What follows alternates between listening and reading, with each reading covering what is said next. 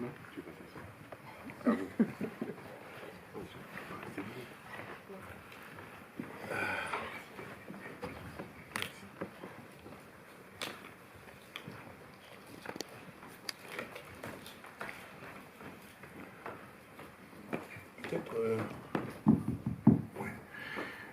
Peut-être d'abord merci à Vima Laponce, parce que franchement, c'est avec la séance de la semaine dernière, et effectivement, on redécouvre les vertus du double programme. Merci pour ces deux fois deux séances, mais ces deux séances, parce que c'était, je trouve, celle-ci, je pense que la tension qui régnait dans la salle, la tension avec L', dit que c'était vraiment une très belle séance, donc d'abord merci pour ça. Peut-être aussi pour redescendre un petit peu après le film, dire juste quelques mots pas de contextualisation, mais quelques mots sur le film. Le film date de 2015. Il a été montré à la Mostra de Venise, donc au Festival de Venise, et il est sorti en France. Il y a eu une sortie salle en France en mars 2019. Oui, donc c'est un film. Donc c'est un film essai, bien sûr, qui a donc une vie en festival, mais aussi, en tout cas en France, après sans doute dans d'autres pays aussi, une vie en salle. Laurie Anderson, c'est pas une cinéaste, au sens où c'est d'abord, si tant est qu'elle établisse des hiérarchies, c'est d'abord une musicienne, une compositrice, c'est une vidéaste, elle réalise les clips des chansons qu'elle met en scène. C'est une performeuse, mais c'est aussi une cinéaste. Elle a, comme on dirait classiquement, une filmographie, même si certains des films de sa filmographie sont aussi souvent des captations de concerts qu'elle a elle-même mises en scène, organisées, le concert lui-même étant un spectacle multimédia mêlant chansons, projections, différentes incrustations. Un peu comme dans le film ici, vous voyez que tous les régimes formels sont convoqués, que ce soit le dessin, enfin toutes les formes qui ont défilé là pendant 1h15. Et peut-être, moi je dirais, enfin c'est à la fois peut-être une question pour toi, si tu ressens la même chose, ou si, bon, pour commencer à parler du film, moi ce qui me frappe le plus dans le film, ou peut-être ce qui crée, me semble-t-il, une telle attention au film, bien sûr c'est ce que le film raconte, nous montre et qu'on suit, mais j'ai eu le sentiment pendant le film que ce qui crée vraiment l'unité du film, c'est sa voix. C'est que elle, donc Laurie Anderson, dit le commentaire qu'elle a écrit, et sa voix a une qualité enfin, on a une écoute, une qualité d'écoute à la tessiture de sa voix, qui crée immédiatement une relation entre elle et nous, entre l'écran et nous, et que finalement, la voix contribue en quelque sorte à la forme presque placentaire du film, qui fait que on est tout de suite bien, quoi. Parce qu'en fait, il y a quelque chose elle qui ne cesse de convoquer des expériences, qu'on pourrait dire bouddhiques, provoque avec le film quelque chose de l'ordre de, je ne sais pas dire autrement, enfin du rond, du placenta, et qui fait que par la voix, il s'est dit presque un cordon ombilical vocal, qui fait qu'entre elle et nous, ça roule, quoi. On est alimenté, si je puis dire. Voilà. Est-ce que toi aussi, tu as le sentiment que la voix, entre autres, contribue à l'effet que produit le film, ou est-ce que c'est à ça que tu es sensible aussi, ou à autre chose, évidemment, dans le film? Je ne sais pas trop comment elle a travaillé, mais moi, en le revoyant là avec vous, pas sur un ordinateur, mais avec un vrai système son, je me suis demandé si elle n'avait pas écrit tout le film d'abord à l'audio, en fait. Et parce qu'en fait, dans tout le montage du film, il est vraiment par le son. Et c'est très rare d'avoir un son, je trouve, au cinéma qui est plus fort. Enfin, le travail du son, l'écriture du son est plus développé et plus fin que les images qu'on voit. Elle a renversé ça, donc, et toutes les images sont illustratives, et c'est les images qui suivent le son, et pas l'inverse. D'habitude, c'est l'inverse, ou même, je pensais, je sais pas pourquoi du tout, mais à Paul Schrader, Mishima, le film où Philippe Glass a fait la musique. Je sais pas non plus dans quel sens c'était, mais c'est complètement l'inverse, là, c'est un opposé, où tu as une musique extrêmement forte qui vient se plaquer sur un film très très haut en couleur, et qui dessine comme ça deux narrations qui s'entrechoquent. Là, c'est pas du tout pareil, mais je sais pas quel musicien de film aussi travaille. Il y a des gens qui travaillent en même temps que le film se tourne, d'autres avant. et la plupart du temps c'est après. Et là en fait on sent que la narration elle vient vraiment du son, parce qu'il n'y a pas une seule seconde où elle lâche la tension, les silences, le fait qu'elle arrête de parler, que c'est un gros pari comme de faire une voix off comme ça, tout le temps. Et en fait je me souviens plus malheureusement du nom, elle a fait un film, parce que là je me suis dit c'est vraiment de la VR en 2D quoi. Elle a fait un film en réalité virtuelle avec un ami à elle, et qui est à peu près pareil, c'est-à-dire le voyage d'une âme après la mort. Sauf qu'en VR, c'est un peu ce qu'on vit à un moment dans le film, mais en expérience physique très très forte. Et c'était déjà le cas là. Mais moi j'ai beaucoup de mal à parler, parce que ce film il me terrasse. Je trouve qu'il y a une montée à un moment progressive où c'est rare, c'est vrai qu'on nous parle comme ça directement.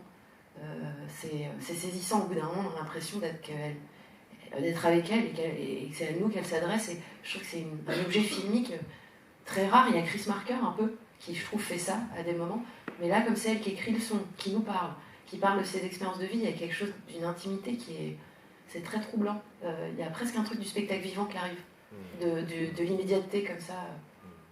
Alors, c'est vrai que quelque chose là franchit la rampe. Ça passe sans doute effectivement par ce travail sur le son, les différentes strates de son, que ce soit musique, voix, son ajouté, et sans doute c'est vrai, elle est, on l'a dit, enfin une compositrice, et on peut imaginer qu'effectivement le film lui soit venu par le son, ou par la parole, ou par ce qu'elle a envie de dire et de transmettre, tout en prenant en même temps, je trouve, et c'est là où le film est étonnant, c'est qu'elle prend des risques, au sens, d'abord, le film n'est jamais frappé d'esprit de sérieux, hein, même si, pas frappé d'esprit de sérieux, parce qu'elle convoque aussi bien Kierkegaard qu'en même temps, et c'est ça que je trouve étonnant, elle nous montre des moments, par exemple avec le chien qui joue du piano, on a l'impression tout d'un coup d'être sur YouTube, quoi. On a l'impression que tout d'un coup on se tape encore une vidéo de chat ou de chien en train de faire des galipettes, et ce qui normalement, on se dit, ouais, ça, bon... ou même, je dirais, le parallèle qu'elle établit entre le chien qui regarde les oiseaux, comprenant qu'il est une proie, et les New-Yorkais du post-11 septembre, bon. Mais ce qui est fort, je trouve, c'est qu'en tout cas, elle ose, elle y va, ça passe ou ça casse, mais en même temps, ça rompt pas le continuum. Et ce qui me frappe, c'est effectivement cette capacité à expérimenter, ce qui est son régime, j'allais dire, c'est presque son régime de croisière, la manière qu'elle a d'expérimenter, et bon, ça passe, ça casse, elle prend des risques, mais quelque chose quand même, effectivement, comme tu dis, il y a quelque chose d'une ligne, alors on pourrait dire une note, qui tient le film de bout en bout, et c'est difficile de dire à quoi ça tient, le fait que ça tienne. À quoi, peut-être effectivement, c'est le degré d'intimité dans lequel elle nous invite. Et ça va crescendo, je dirais, dans le film. Parce que finalement, le chien, il est là tout le temps, à des moments il disparaît un peu, mais je dirais que dans la dernière partie, il s'absente un peu, il est là un peu comme, j'allais dire, non pas le deuil écran d'autres deuils, mais enfin, on comprend qu'il est le porte-parole, si j'ose dire, du deuil de la mère, du deuil de Laurie, peut-être aussi du deuil du monde auquel a appartenu Laurie Anderson. Parce qu'elle vient vraiment de la contre-culture, des années 70, quelque chose qui est en train, dans le monde qu'elle décrit, du post-2001, alors là, en train d'être abrasé, quoi. Ouais, moi ça m'a fait penser aussi à un film de Chris Marker, c'est Aka, sur Kurosawa. Et, sur le tournage de Ran, c'est ça. Sur le tournage, où, à un moment où il y a une phrase qui est qu'un film c'est toujours un objet qui est arraché au temps, mais dans les deux sens du terme, c'est-à-dire à la météo ou au temps, et du coup qu'il faut sculpter avec cette matière-là. Et je trouve que ce qui est fou, c'est que chez Kelly Ricard, là c'est carrément le cas, parce que c'est la météo, quoi. Ça doit être très compliqué de marcher autant de temps avec du soleil tout le temps qu'il faut toujours avoir, et puis plein de films où c'est vraiment la météo qui est vraiment un cauchemar. Et le temps, là, c'est parce qu'elle nous raconte, on bascule de son enfance à 2001, à des variations de temps qui sont les temps politiques, du non-temps, parce qu'elle nous emmène, alors là, vraiment comme dans un état méditatif où sa voix est un guide, et puis il y a plein de temps différents comme ça. Et moi, je crois que c'est ça qui fait qu'on a une matière, quasiment les mêmes images, qui reviennent, avec elle met un petit filtre avec des gouttes de pluie, on n'en peut plus, ou d'un moment ça aussi, quand même, on s'en fout. Enfin, le truc sépia, papier craft, il y a 4 arbres qui font l'oubli, et on bascule dans énormément de choses, avec une finesse, l'humour qui revient, mais qui s'arrête pile. Enfin, il y a quand même... il y a une vraie délicatesse, je trouve que en le revoyant, je me disais, c'est vraiment un truc d'orfèvre. Mais c'est trop bizarre, ça passe pas par l'image.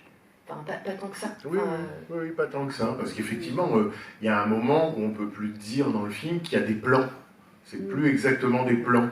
C'est effectivement, les plans ont fondu, ou le cadre a fondu, il y a quelque chose ça se mélange, il y a des superpositions ou des surimpressions, il y a tout un jeu, je dirais, avec les formes habituelles, non pas de la narration, mais en tout cas de la représentation. Puis la pire chose, pardon, de te couper, Bernard, mais la pire chose qui soit au monde, qui est la reconstitution, comme sur Arte, quand elle raconte des histoires. Moi, c'est ma passion, les trucs à la romantique et tout, et on voit des acteurs qui viennent, qui jouent Cléopâtre et tout ça.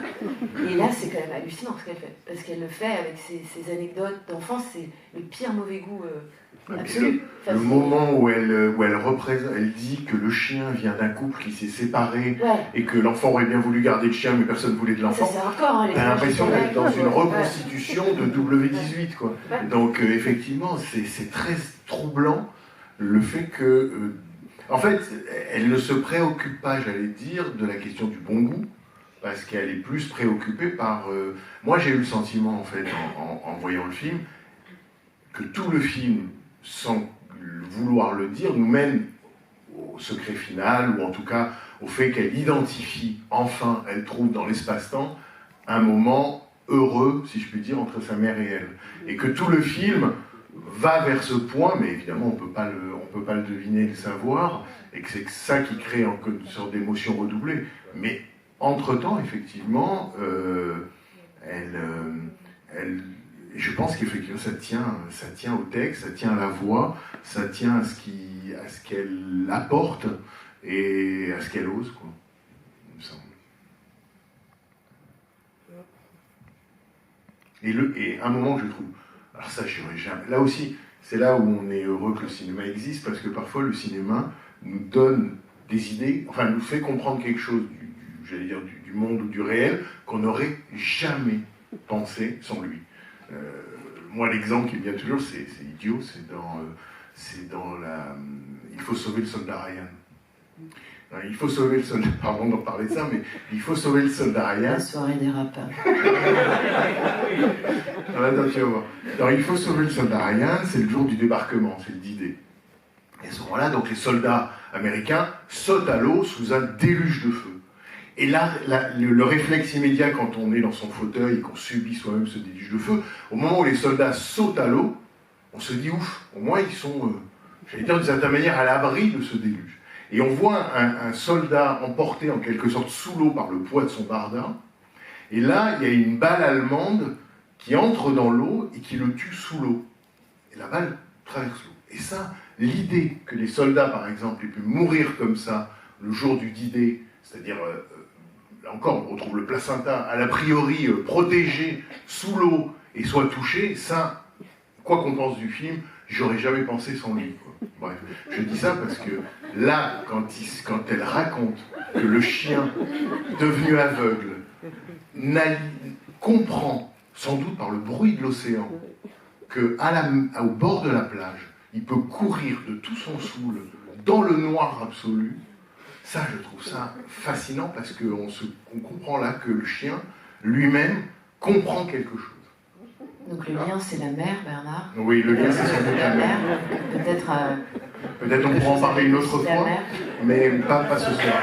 Non, pas ce soir. Il y a quelque chose autour du placenta, là. En tout cas, non, c'est très beau le moment où elle raconte que le chien peut courir en liberté et débarrasser de toute angoisse, tout simplement parce qu'il sait que l'espace est vide. Pour le savoir, il faut qu'il ait gardé en lui une image de l'océan, enfin, ou de la plage. Voilà. Pardon. C'est hyper bien. Échappé. Est-ce que vous avez, comme ça, d'autres confessions, questions, interprétations, réfutations? Ouais, ça m'a fait vraiment plaisir aussi de voir Min Burda, mon fardeau Ah oui, de Niki Landrod, parce que pareil, je ne l'ai jamais vu sur grand écran et c'est presque trop parfait en fait. Enfin, du coup, c'est intéressant de voir un objet si parfait à côté d'un objet qui est aussi n'est pas aussi efficace, mais qu'est-ce que c'est drôle. Ouais, et puis pareil, le son m'a bluffé. Mais vous mettez moins fort en fait les courts-métrages, comme dans les premières parties de musique? Non. Là, Si vous mettez moins fort pour qu'après ça Thierry, prenne. tu as mis moins fort le court-métrage que le long-métrage? Non. C'est impossible. Je connais Thierry, c'est impossible. Il a dit oui. Il a dit non. Non, il a dit non. Mais tu sais, à quel moment du film de Laurie Anderson m'est revenu le court-métrage?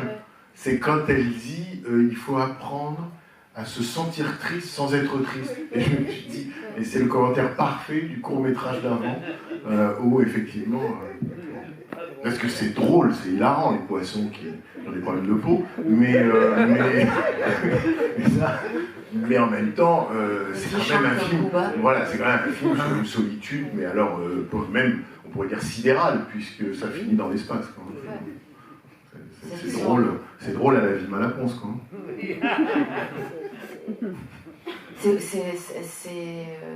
Fait beaucoup penser à Roy Anderson aussi, qu'en général personne n'aime, mais moi oui. De quoi? Pardon, Chanson du deuxième étage, enfin, ces films-là, pas Swedish Love Story qui est génial aussi, hein. Mais oui, il a cassé son... Moi j'aime bien cette espèce de lenteur comme ça, qui par exemple là... Enfin, j'ai pas vu toutes les comédies musicales, mais j'avais jamais vu ça utilisé comme ça, où à chaque fois qu'ils finissent un tableau, ça reste trop longtemps, un bras qui tombe, quelqu'un qui regarde. Et ça, j'ai trouvé que c'était bien écrit parce que c'est pas facile ce qu'elle fait. Elle fait un tableau, ça fonctionne comme des numéros, puis à la fin, avec cette chanson de fin, mais tout ça avec des codes très classiques quoi, de comédie musicale, elle arrive à amener une joie, je trouve, qui est le chien à la fin dans le supermarché. Je trouve ça hyper aussi terrifiant. C'est pas hyper précis, mais attention sur ce film. Oui, mais c'est drôle, mais... Parce qu'à la fin, là, quand les objets commencent à sortir des rayonnages, on dit bon... Okay. Mais c'est surtout un film quand même sur la solitude la plus intégrale. Enfin, tout d'un coup, la Suède a l'air d'être le Groenland. Allez regarder les autres qu'elle a fait, parce que c'est tout aussi bien. Ouais. Après, elle a travaillé avec l'équipe d'animation avec qui Wes Anderson travaille pour Mr. Fox et puis comment ça s'appelait, l'île aux chiens, voilà. Donc ça c'est bien aussi parce que c'est hyper beau ce qu'ils font, mais c'est vrai que bon, ça teinte beaucoup là. Je trouve qu'il y a plus de, c'est très particulier quoi l'animation qu'elle développe. Je trouve. Oui, monsieur. Oui, déjà merci beaucoup parce que c'était une super séance. Enfin, vraiment, les deux films étaient incroyables et hyper complémentaires. En fait, c'est vrai qu'ils se répondaient bien. Alors, j'avais plutôt une question, puisque la façon dont ça a été teasé la séance d'aujourd'hui, surtout par rapport à la séance de la dernière fois, c'était la dernière fois il y avait pas mal de questions sans forcément de réponses, et là il y avait des réponses sans forcément de questions. Et donc ça, j'ai bien vu ça dans le deuxième film, où en effet, il y a plein de choses en effet auxquelles on n'aurait pas pensé, et je pense que c'est en effet vraiment un film qui aide à vivre, et qui voilà, il y a des phrases utiles, voilà, que ce soit du Pierre Kierkegaard, voilà, ou que ce soit des petites pensées, des petites méditations bouddhistes, enfin voilà, ce truc de se sentir triste, de ne pas être triste, ou voilà, ce truc de la mer. Je pense que c'est même des tips qui peuvent être applicables dans la vie, quoi. Et la vie mode d'emploi. La vie mode d'emploi, mais vraiment, je pense qu'il y a vraiment une dimension de la vie mode d'emploi dans ce film-là. Alors que, le premier, il y avait des choses, peut-être c'était en partie aussi une forme de méditation, mais j'étais peut-être un peu plus... donc je me posais la question, donc à vous, mais aussi peut-être à tout le monde, sur quelle réponse est-ce que ce premier film éventuellement apporte, et peut-être... Pour trouver ça, il faut peut-être se demander c'est quoi le fardeau exactement mon fardeau, puisque en fait, je me suis demandé à la fin, est-ce que le fardeau, c'est un fardeau collectif de tous ces animaux qui sont pris dans une société capitaliste, voilà, ils sont tous isolés par ce système-là, par leur métier aliénant, etc. Ou justement, si c'est mon fardeau, là, la traduction, est-ce que c'est chacun a sa petite solitude individuelle, comme les sardines qui ont leurs problèmes voilà, de peau, l'une ou l'autre, elle a son problème je ne sais plus exactement, donc, voilà, chacun a son problème très individuel, et cette séquence à la fin où il y a un peu ce dézoom, voilà, comment est-ce qu'on prend ça? Est-ce que c'est aussi une forme de méditation bouddhiste, de se dire en fait tous ces problèmes-là ils n'ont pas beaucoup d'importance, et si on recule, bah voilà, en fait mon fardeau c'est pas très important, ou enfin, il y a quand même un truc au final très désespéré aussi de ce dézoom, mais en même temps en voyant les petites cases dans lesquelles chacun est piégé. Voilà, donc je me posais un peu la question de quelle serait la réponse éventuellement. J'ai l'impression que vous avez répondu, non? Mais après, je ne peux pas vous dire quel est votre fardeau. En tout cas, ce n'était pas la bonne séance, c'est une autre séance. Vous êtes avec Bernard d'ailleurs, sa mère. Mais après, le premier film pour moi, c'était là pour le coup, c'était inversé comme on pense court métrage. On se dit ah oui, vidéo d'art ou voilà. Moi, c'est plus, c'est une comédie musicale en fait. Il y a même les top shots avec les tables qui tournent. Enfin, il y a tous les codes qui sont là. Donc pour moi, c'est plutôt narratif. Le premier, c'est plutôt un film de fiction. Mais je trouve quand même que ce soir, c'est l'inverse de ce qui s'est passé la semaine dernière. Et moi, je suis assez passionnée par ça, c'est d'oser donner des réponses. Et chez Laurie Anderson, carrément le festival de la citation. Et moi, j'adore ça. Parce que c'est pas facile à faire. Mais je trouve c'est très généreux. Et en fait, c'est des réponses, mais ça donne pas de solution non plus. Hein, mais du coup, je sais pas trop. Voilà, je dirais ça. Mais ces deux films aussi que tu as vraiment programmés presque aussi, un peu, comme tu l'as dit en introduction, en opposition l'un à l'autre. Il y en a un qui est léché parfaitement et l'autre qui a l'air, en tout cas, un peu de briquet de broc. Donc il y en a un qui est effectivement un film d'animation, l'autre est plutôt un essai autobiographique. Il fonctionne aussi par, je veux dire, non pas que les deux films se repoussent, mais ils sont choisis parce qu'ils représentent d'une certaine manière ce que peut le cinéma, mais pas forcément dans les mêmes domaines ou dans les mêmes aires, quoi. C'est pas forcément, l'un n'est pas forcément la réponse de l'autre, me semble-t-il, quoi. Même si effectivement il y a peut-être plus de réponses dans le deuxième que dans le premier, parce qu'enfin le premier, la réponse elle est encore plus triste. Oui.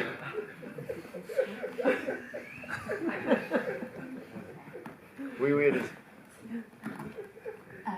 Vous m'entendez? Oui.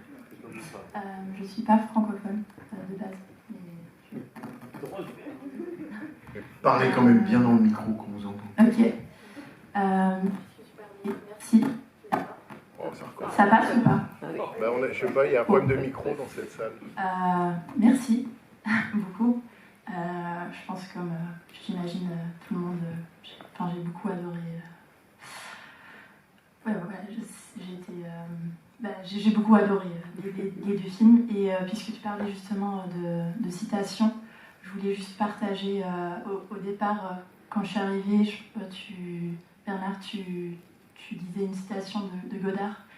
Et en fait, ça m'a rappelé une autre citation, c'était dans un entretien sur YouTube avec Marguerite Duras, où Godard il disait je suis du verbe suivre, l'être humain que je suis. Et je pense que ça relie bien au fil rouge de l'existentialisme de ces deux films. Je voulais juste partager ça, sans aller dans une interprétation. Voilà. Merci. C'est tout. Merci. Généralement, Godard, il a la faculté à avoir le dernier mot. Je suis celui que je suis. Bon, pas mieux. D'autres citations?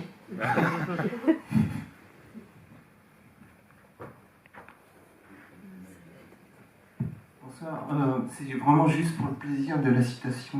Non, parce qu'elle est vraiment frappante. Et je ne le fais pas vraiment exprès.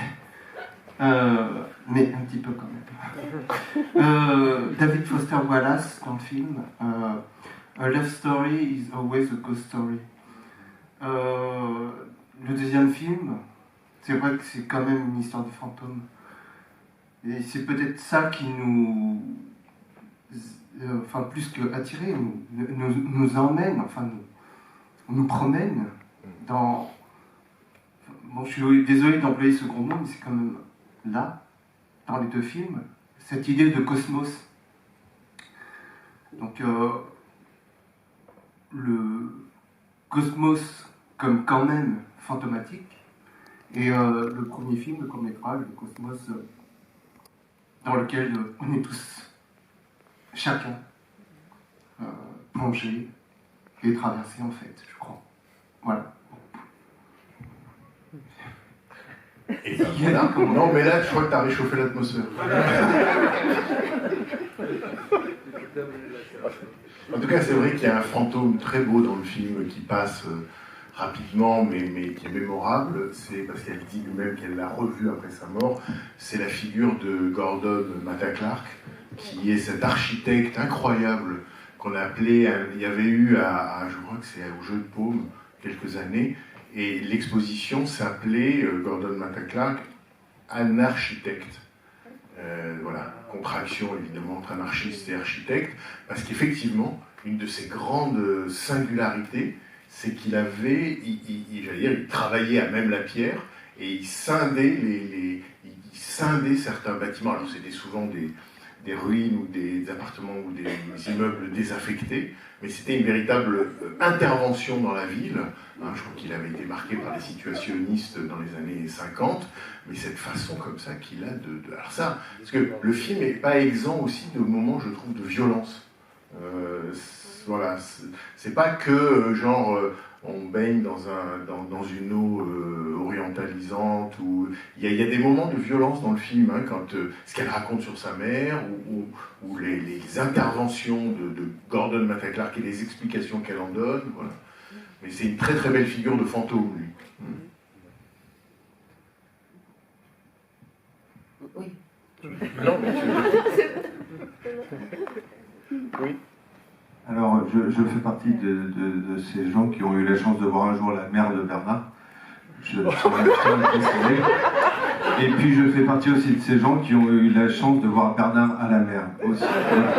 Alors, je voulais juste vous parler du son de la voix et de la narration donc de Laurie Anderson, mais il y a quelque chose surtout qui relie les deux films dont vous avez enfin pas encore parlé, à mon sens, c'est la musique. La musique qui est présente, omniprésente, qu'elle soit par la voix ou par l'instrument, la comédie musicale, enfin c'est surtout votre rapport, Vimala, à la musique qui m'intéresse là de connaître, parce que effectivement il y en a partout. J'ai un très bon rapport à la musique. À la musique en général. Dans ces deux films, quoi. Enfin, est-ce que cette musique vous a touché aussi spécialement? Est-ce qu'elle était à l'esprit? Est-ce que vous l'avez eu à l'esprit tout le temps? Est-ce qu'elle vous a percé? Est-ce qu'elle vous a questionné? Elle a participé à ce que vous aimiez ces deux films? Déjà, là, ce qui était super en le voyant ici, c'est le petit problème là d'un coup de mots. Comment? Mais c'est pas possible. Si, merci, j'allais dire la géolocalisation du son, la spatialisation du son, parce que ces films, je les ai vraiment, vraiment énormément vus. Et du coup, là, avec la spatialisation, ça m'a fait vraiment rentrer beaucoup plus dans le travail, surtout de Laurie Anderson. Après, moi, je pense que c'est un peu les deux façons de faire la musique qui me plaisent énormément, c'est-à-dire soit essayer de faire des tubes, soit utiliser la musique comme un bed, comme on dit en radio, juste pour que l'esprit se mette dans des couleurs différentes et pour qu'un texte et des mots entrent par une porte à l'intérieur de nous qui n'est pas la voix de l'intellect. Et cette chose-là, je crois que c'est ça que j'ai trouvé très fort chez Laurie Anderson, de voir comment à la fois le montage son aussi du film, c'est-à-dire que plein de fois c'est des trucs idiot, mais où les raccords, ils sont extrêmement bien faits. Et c'est par ça qu'on est saisi, choqué, relancé. Et c'est l'inverse. Je ne sais pas si Niki Landrot, elle est musicienne, mais en tout cas, elle est bien entourée. Et là, c'est vraiment l'inverse, puisque c'est vraiment des morceaux, quoi. C'est presque un album, quoi. Et je trouve que toute l'utilisation qu'elle fait des harengs avec des vocodeurs, il fallait quand même y penser. Enfin, je trouve qu'il y a... Ces deux choses-là, en tout cas, me touchent énormément. Voilà. Soit faire des beds, soit faire des tubes.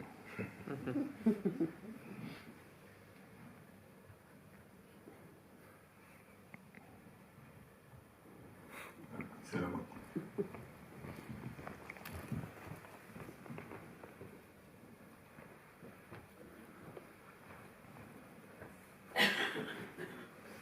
J'ai l'impression que dans le premier film, en fait, le fardeau, c'est le conditionnement. Parce qu'au début, on ne voit pas du tout que ce morceau de sol est séparé du reste. Et ils vivent comme s'ils étaient dans un monde complet. Et le conditionnement fait qu'ils continuent à vivre dans un monde complet, à téléphoner, à avoir des rapports avec des gens qui n'existent plus. C'est totalement curieux parce qu'en fait, ils vivent comme s'ils étaient sur une terre ronde, alors qu'ils sont tout seuls dans l'espace. Et dans le deuxième film, j'ai l'impression qu'en fait, elle parlait comme on pense. Elle donne l'impression, même si c'est très travaillé, elle donne l'impression que ses pensées vont et viennent, et elle dit ce qui vient, sans réfléchir. Alors ça passe du coq à l'âne, ça va de tout à rien, et j'ai bien aimé ça. Voilà. C'est vous qui vous étiez plaint. Je ne m'étais pas vraiment plainte. Si, c'est vous. Vous m'en avez rajouté. Non, non, je ne suis pas d'accord. Je suis pas d'accord. Vous m'en avez rajouté de la plainte. Non, j'ai simplement trouvé qu'effectivement, il n'y avait pas de réponse. Mais je ne me plaignais pas qu'il n'y ait pas de réponse. Je disais que dans le monde de tous les jours, il n'y a pas de réponse. On aime bien qu'il y ait des réponses pour se rassurer. C'est tout. Je ne me plaignais pas du manque de réponse. Je ne suis pas d'accord. Hein. Fini de la polémique, allez. Mais effectivement, vous avez raison sur l'impression que peut donner le film d'un flux de conscience. C'est-à-dire les idées comme ça pense dans nos têtes. Et effectivement, la pensée est rarement continue, même si on se concentre. Il y a des échappées libres, elle fonctionne beaucoup par association d'idées, et que sans doute le montage aussi se crée par association d'idées, un peu comme ça fonctionne dans nos têtes, quoi. Donc il y a une sorte de montage mental qui vient du flux de conscience, hein, oui, sans doute. Ça doit participer de l'aide à l'écriture. Parce que je pense que c'est très, très travaillé, prémédité, repris, retravaillé. Il y a parfois des impasses, et puis elle revient en arrière et elle repart.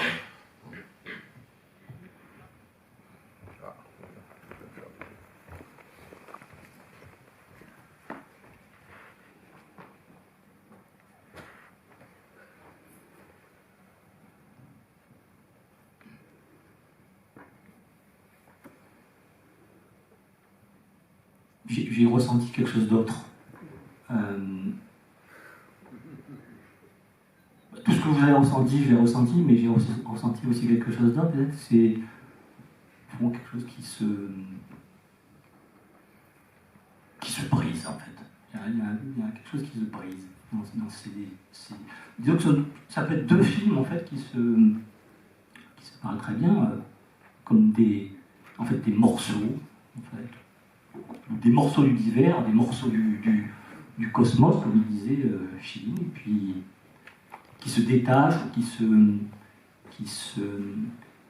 brisent, ou qui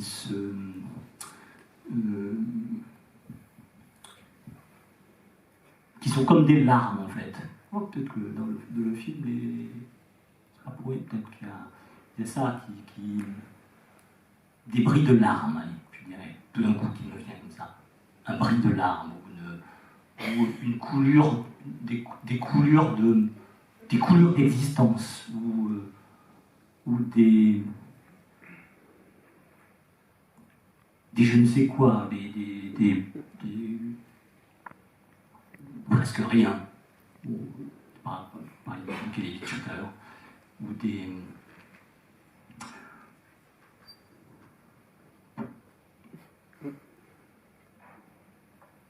ou des choses qu'on ne sait plus, voilà, qu'on n'arrive plus à dire. Ouais, moi je vois quelque chose qui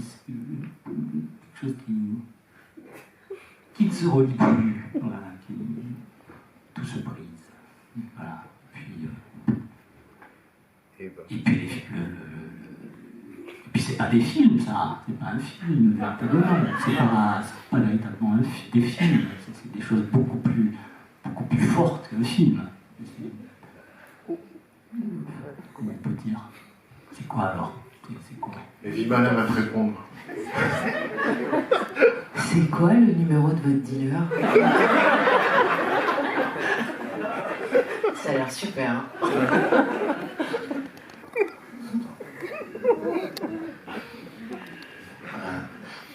C'est ton chef-d'œuvre. Ah, c'est un coup monté en fait. D'accord. Non, Mais il est capable de moments comme ça. Ça lui arrive. C'est qu'il a été touché par le film. Je voudrais juste vous poser une petite question et puis faire part d'une expérience personnelle au théâtre. Donc la question c'est, j'ai vu le nom de Chris Marker au générique, mais il défilait très vite, je n'ai pas vu à quel titre. Or vous l'avez cité 2 fois, le juste titre. Je crois que c'était dans les remerciements. Ah d'accord, donc ça peut s'expliquer. Et alors, l'expérience que je voulais faire part, c'est que j'ai vu au théâtre, il y a 5 ou 6 ans, un spectacle qui était écrit et interprété par une certaine Marianne Zéhar, qui s'appelait ADN, ADN comme Alexandra David-Néel. Et le but des théâtres était d'établir de façon rigoureuse et scientifique un lien entre le bouddhisme et la théorie de la physique quantique. Et si je fais part de cette remarque, c'est surtout pour noter le contraste qu'il y a entre la perception qu'on a de ce film, qui montre des choses assez nébuleuses, on est dans le domaine du rêve, de l'inconscient, etc., et la texture de ce spectacle qui était au contraire une volonté de rationaliser complètement le bouddhisme. Et c'est extrêmement étonnant, puisqu'on arrive à faire un lien entre le rationnel et l'irrationnel. Il y a 2 façons d'interpréter le bouddhisme, en quelque sorte. L'une qui consiste à rationaliser, ce que vous avez évoqué, le film narratif qui se veut la représentation d'une réalité, et le film d'art. Et en fait, j'ai retrouvé en quelque sorte les 2 versants de ce que vous aviez évoqué avec ce spectacle de théâtre qui était très très étonnant également, qui était d'ailleurs une performance d'actrice phénoménale parce que pendant 2 heures elle débitait un texte très pointu sur la physique quantique qui laissait un peu pantois les spectateurs. Et là, à l'inverse, on a une vision où on n'a plus couramment l'interprétation, celle d'un domaine irrationnel, réel. On ne vous entend plus là. Ah, excusez-moi. Parce que j'ai terminé. On ne vous reçoit plus. Merci. En tout cas, ce qui est vrai, c'est qu'aussi dans le film, il y a, alors je ne sais pas si ça répond du tout à l'interrogation ou au questionnement de Max, mais il y a dans le film effectivement quelque chose de très très flagrant sur comment dire, comment le film de Laurie Anderson essaye encore de développer ou de recréer ou de faire pousser un territoire du rêve, de l'intime, de la liberté, disons de l'amour, sans aller jusqu'au flower power, alors qu'on voit que monte évidemment dans l'après 2001 ce qu'on a appelé la société de contrôle.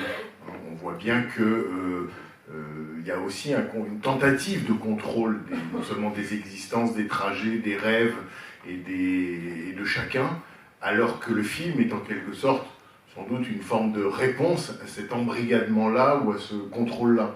On sent bien dans le film qu'il y a 2 mondes.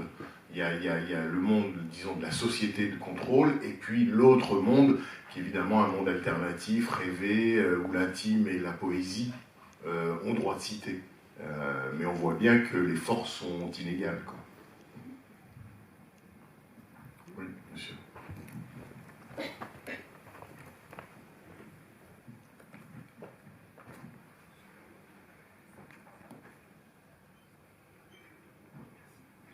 J'ai une petite question. Pardon, j'ai une gorge. Ça vous arrive souvent de voir les films 19 et 28 fois, je crois que c'est ça que vous disiez tout à l'heure. Et pour ceux que vous voyez aussi souvent, est-ce que... Pardon pour le chat. Pouvez-vous nous parler un peu des différentes manières de les voir? C'est-à-dire, j'imagine que à la 10e fois, vous ne les voyez pas pour les mêmes raisons que la première. Est-ce que vous allez y rechercher quelque chose? Est-ce qu'il y a...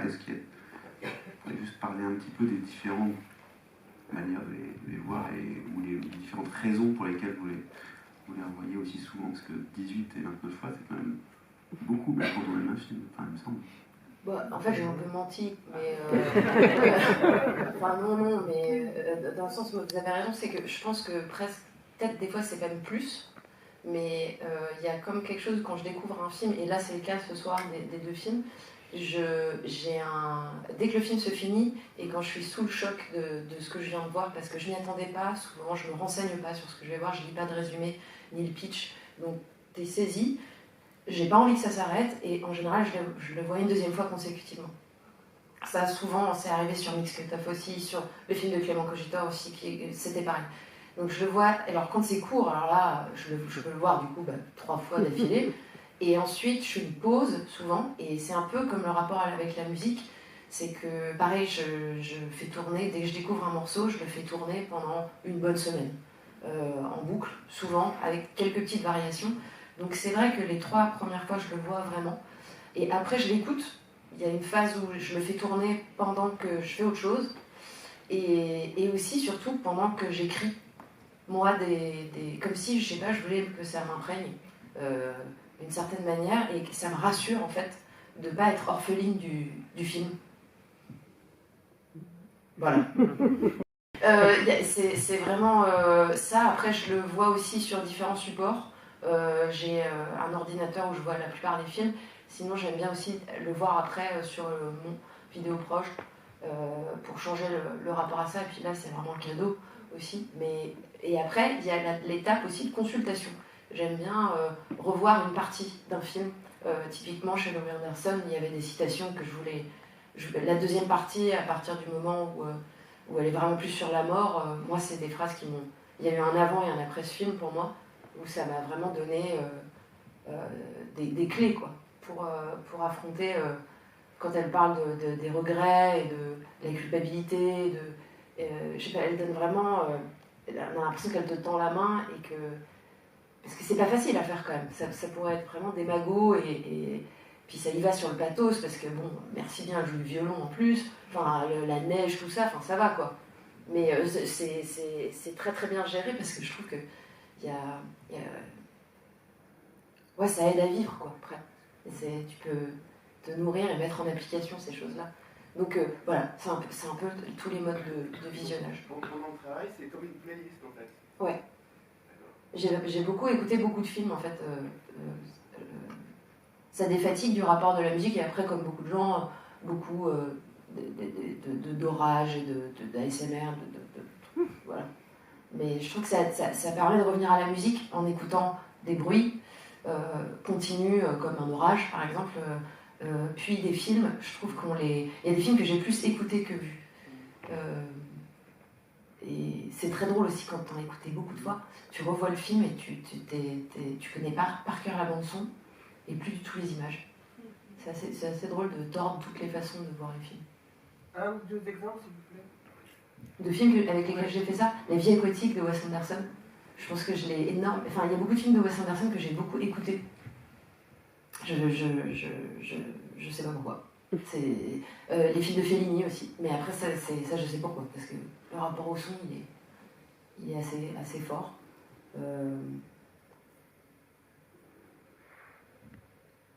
Un film de Lucretia Martel. Et Historias Extraordinarias aussi, un film argentin. De rien.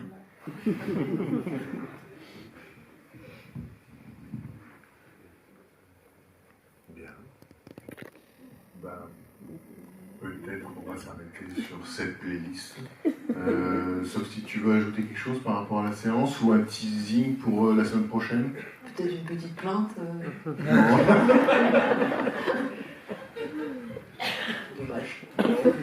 Non, venez la semaine prochaine parce qu'on verra un film qui s'appelle Shiva Baby et qui n'a été visible quasiment, je crois qu'il a été projeté une fois en festival, mais donc sinon il n'est projeté, enfin il est diffusé que sur Mubi. Génial, la meuf elle a 25 ans, elle bute sa race. C'est incroyablement Voilà, ce drôle. sera la première projection parisienne de ce film. C'est une nouvelle façon de faire la comédie, le son est hallucinant, la musique est incroyable, vraiment. Voilà. Donc ça c'est la semaine prochaine, mercredi prochain même heure. Merci beaucoup Vimala, merci à la semaine prochaine.